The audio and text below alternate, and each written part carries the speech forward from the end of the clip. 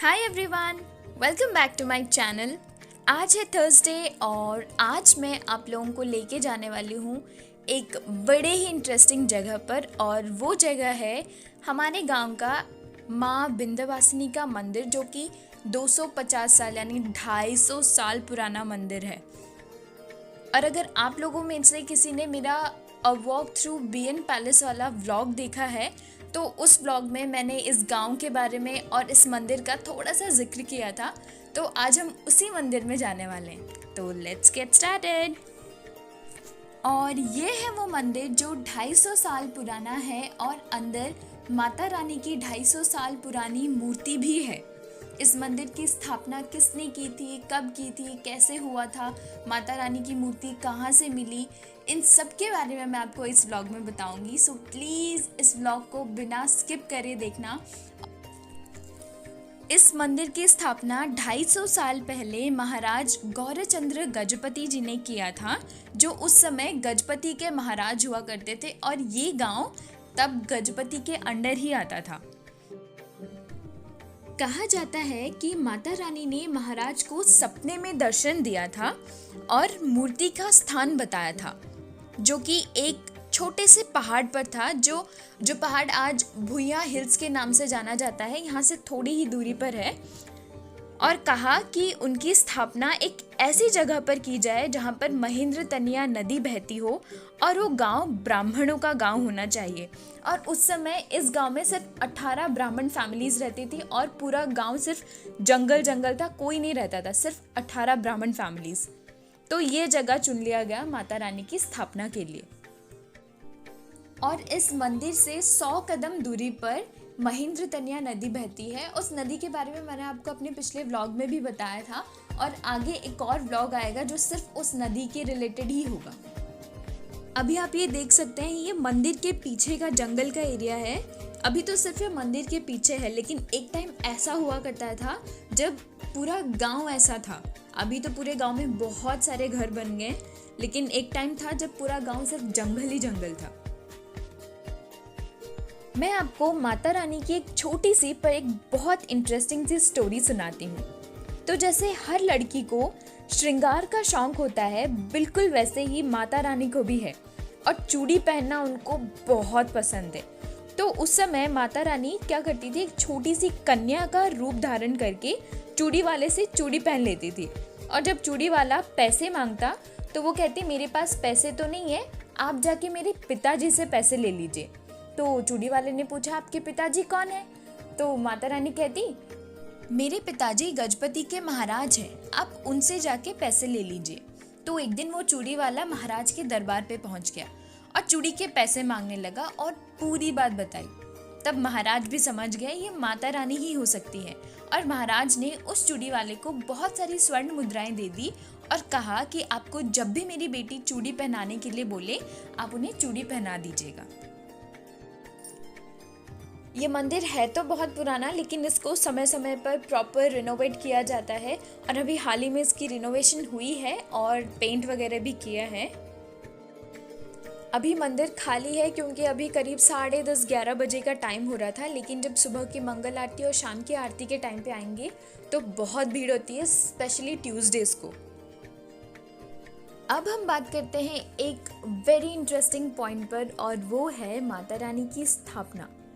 तो माता रानी ने महाराज को सपने में दर्शन देके ये कहा था कि जब मेरी स्थापना होगी तब मैं अपने चेला चामुंडियों के साथ ही आऊँगी और हमारी हर कदम पर एक एक बलि चढ़ाना होगा उन लोगों के लिए, उन चेला चामुंडियों के लिए, और तभी वो मुझे एक एक कदम आगे बढ़ने देंगे। और बिल्कुल वैसे ही किया गया था। बकरा, कबूतर, मुर्गा और मछलियाँ यूज़ की गई थी बलि चढ़ाने के लिए और माता रानी के हर कदम पर एक एक बलि दिया गया था।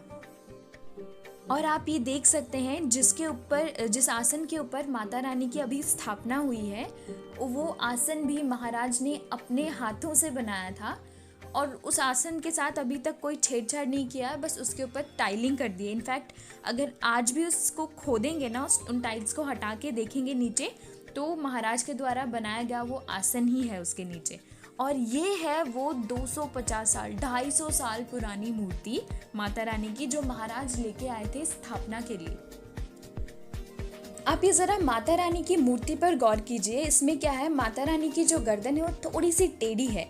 तो मैं आपको उसकी स्टोरी भी सुनाऊंगी, क्यों टेढ़ी है वो गर्दन। लेकिन उससे पहले मैं आपको ये बता दूं, ये जो मंदिर का रिनोवेशन किया है वो किया है श्री PN मिश्रा ने, जो कि अभी करेंटली सुप्रीम कोर्ट के बैरिस्टर हैं। और यहाँ पर उनके पिताजी का नाम लिखा हुआ है श्री रामचंद्र मिश्रा, जो फिलहाल अभी नहीं है इस दुनिया में।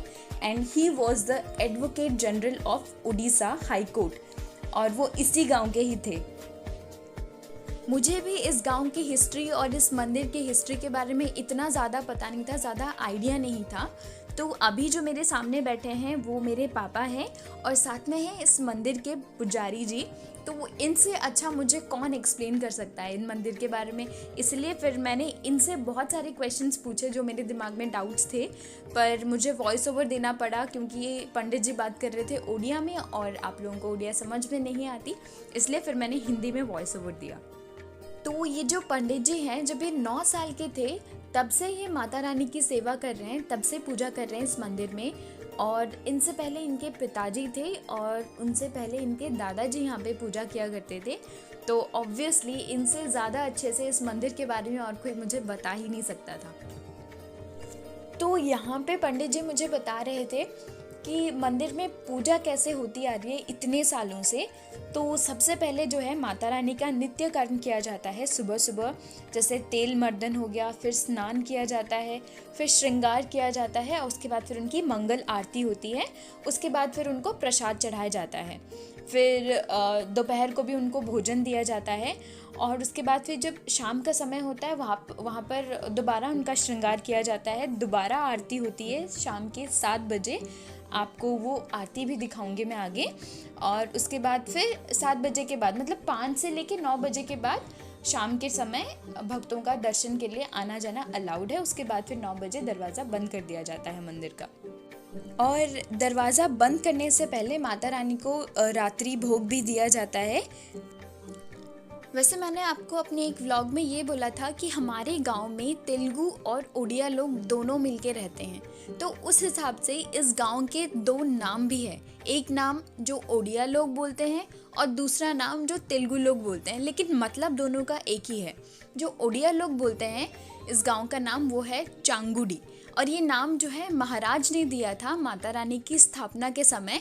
और उस वक्त इस गांव को बोला जाता था चांगुडी पाट्टो सासनो, मीन्स जहाँ पर बहुत सारे विद्वान लोग रहते हैं। एक्चुअली जो महाराज के दरबार पे विद्वान लोग हुआ करते थे वो इसी गांव से थे।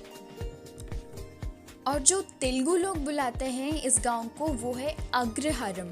अग्रहारम का मतलब एक ऐसी जगह जहाँ पर भगवान हो, भगवान की स्थापना हो, वहाँ पे पूजा आरती होती हो, ब्राह्मण रहते हो, ऐसे जगह को वो लोग अग्रहारम बोलते हैं, एक जगह जो पूजनीय हो। अभी इस समय तो ये बहुत खाली खाली है मंदिर, लेकिन जब नवरात्रि का टाइम होता है, चैत्र मास और आश्विन मास दोनों जो नवरात्रि के टाइम होते हैं, उस वक्त इस मंदिर में बहुत भीड़ होती है। भक्त बहुत दूर दूर से आते हैं यहाँ पे।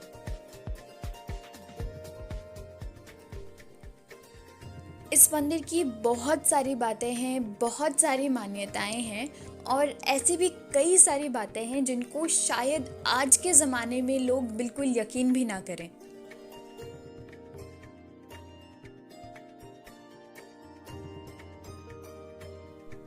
और ये है वो आसन जो महाराज ने खुद अपने हाथों से बनाया था माता रानी की स्थापना के समय।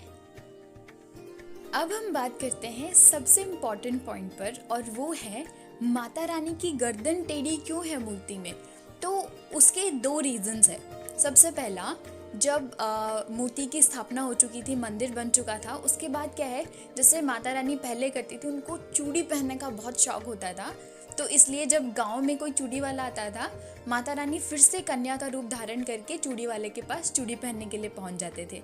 और दूसरा कारण ये है कि लोग बोलते हैं जब माता रानी की स्थापना हुई थी तो कई लोगों को ऐसा लगता था, ऐसा भ्रम होता था कि माता रानी अपने स्वरूप में पूरा घूम रही हैं यहाँ पे, और लोग इस तरफ आने से डरते थे।